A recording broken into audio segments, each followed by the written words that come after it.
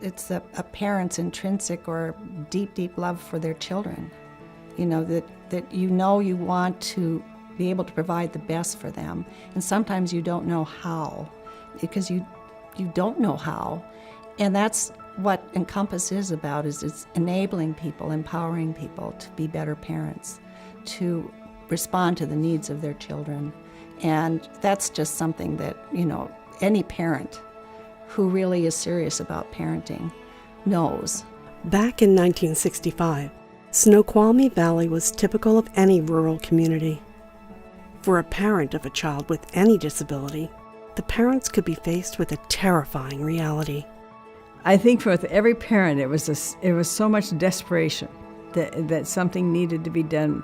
And before that, these kids just ended up eventually in institutions.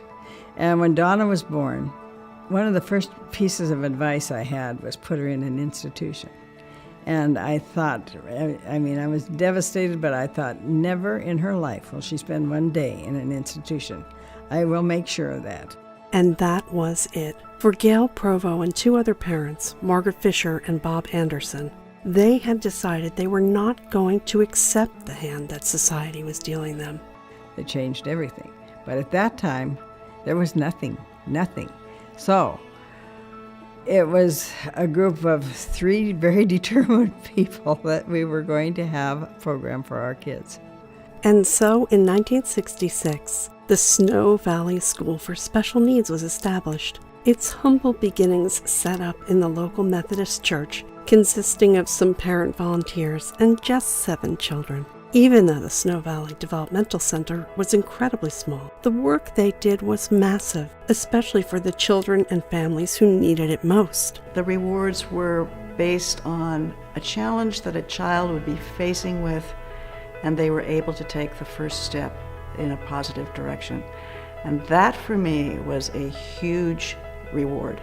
In 1979, the center hired Executive Director Mary Loop.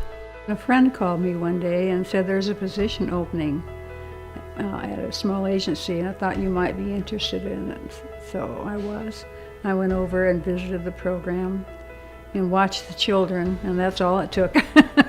Mary led the program into the 80s, where so much incredible work was done to help children and families dealing with severe disability and learning problems. The program now had the ability to offer home-based early intervention services for both infants and toddlers. The center also opened the preschool program, including the Early Childhood Education and Assistance Program, ECAP, a state-funded preschool for children living in poverty. The earlier the therapy, the better it is. And the longer that you wait, the more difficult it can be. And that's for both the child and the parents. So to open the door for birth to 3 population was a big help in their education, as well as for their parents. Under Mary's leadership, the program continued to grow. It was during this same time that Mary saw an opportunity with a very special mom who had successfully taken her son with Down syndrome, Charlie, through the program. It was a sort of a stroke of genius, I think, on Mary's part to have me come in, because there's nothing like a personal experience to help you connect with another person. And I, having gone through it myself, understanding fairly well what feelings they were going through, I was able to address those issues with them and talk about them and have more authenticity about that, because I had had that experience myself. The organization's name changed to Children's Services of SnoValley in 1988, and with it came a change of address. After 22 years of operating in the tiny Methodist church, Mary and the board had been able to secure premises at a small house and were operating out of it the best way they could. The board had decided, while they had this house, they only had it for about a year when I joined, they needed more stable facilities. Their objective long-term was to have a capital campaign, and they were looking for people who could help them with that. And I could see that I had a means to help them. Dick worked for Weyerhaeuser at the time, and along with corporate support from Boeing and United Way, a capital campaign was created under the leadership of Joan Sharp, Roseanne Zemp, and Charlotte Remfer. Well, we raised over $1 million. not sure if it was $1.2 million, but it was what we needed to be able to build this size facility. In January 1996, Children's Services of SnoValley moved to the current Early Learning Center building in North Bend. What an incredible moment this was for everyone who had been involved in making this dream a reality. We finished the building, we opened it up to a grateful community, and the money was well spent. By 2002, Nancy Whitaker was at the helm of the organization. Having come full circle from a participant family in 1980, Nancy was now executive director and taking the organization through a period of incredible growth. More families were being helped and more children were receiving the care and services they needed. It's by no surprise that in 2005, the organization would change its name one final time to its current name, Encompass. A perfect fit for everything it had done up to that point and everything it was about to do moving forward. Encompass today, we're serving the same children we've always served, the same community we've always served, no matter what child circumstance or need. Encompass is able to serve them and make their life better.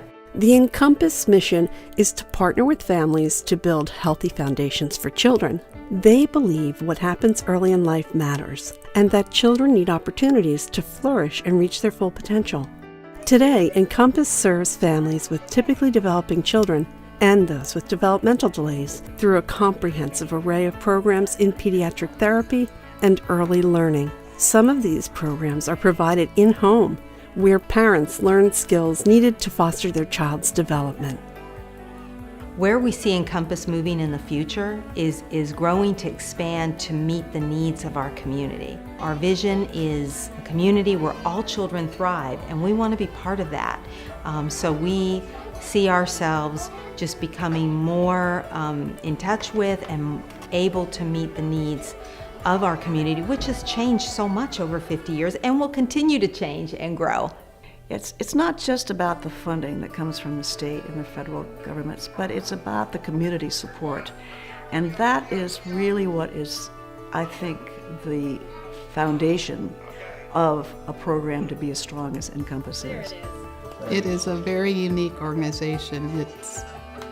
It's not just for kids with disabilities, it's for the whole family. And the whole family is always welcome there, even if they've grown past the need. It's just, they're just amazing.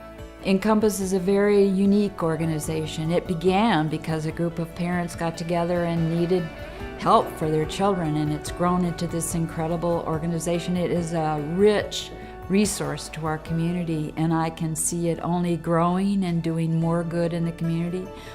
Before 1966, there was nothing, and look at it today. It's just booming.